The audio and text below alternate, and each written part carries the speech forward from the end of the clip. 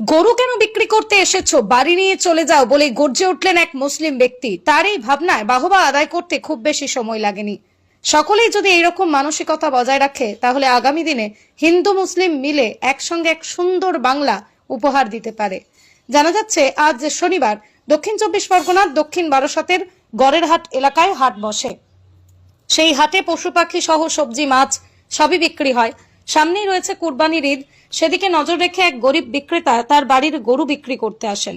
আর সেই সময় ঘটে এক বিরল থেকে বিরলতম ঘটনা।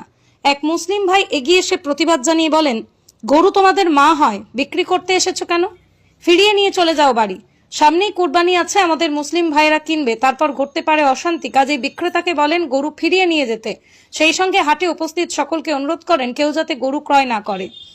সেই সময় সেই প্রতিবাদী ওখানে দাঁড়িয়ে আরো বলেন, তোমরা বিক্রি করবে আর এখান থেকে কিনে নিয়ে গিয়ে কুরবানি দিলে এখানে আইন শৃঙ্খলার অবনতি হতে পারে। সেই সঙ্গে রাজ্য সরকার যা বার্তা দিয়েছেন সে কথাও মনে করিয়ে দিলেন তিনি।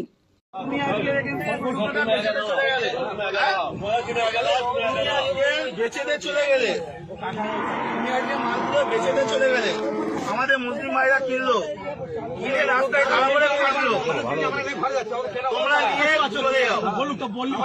তোমরা কেন, তোমাদের তো মাথা তো, তোমরা কেন বিক্রি করতে?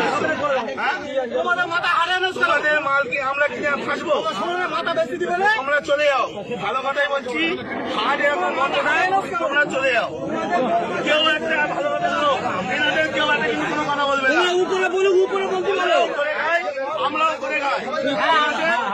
এখন কথা হচ্ছে ওনাদের মাথা ওনারা বেচে দিচ্ছে, আমাদের মুসলিম ভাইরা কিনছে, কিনে ফেসে যাচ্ছে, ওনারা টাকা টেনে বাড়ি চলে যাচ্ছে, আর কিন্তু ওনার সমস্যা নেই। সুতরাং কেউ একটা এদের কোনো কথা বলবে না, এনারাও করে খায়। কিন্তু তোমরা মানে কাকা নিয়ে বাড়ি চলে যাও। সরকার যতক্ষণ না নির্দেশ দিচ্ছে কি হবে কেউ কোনো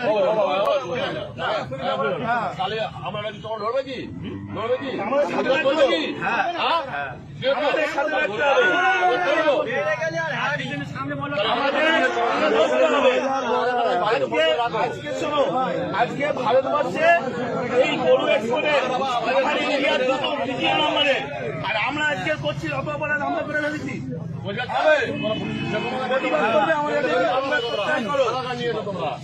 আমাদের সাথে প্রতিবাদ করলে থাকো, না হলে দেখো না। জানি না আজকে এই গো মাংস, গরু মাংস বাইরের দেশে এক্সপোর্ট হচ্ছে, আমাদের ইন্ডিয়া দ্বিতীয় নম্বরে। আর আজকে আমরা অপরাধ করে ফেলেছি, এর জবাব কেউ দিতে পারবে? সুতরাং টাকা নাম বলো, সঞ্জয়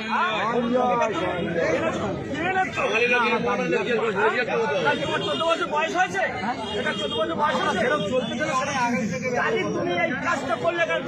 তোমার কালকে তো ঘটনা হচ্ছে, আমরা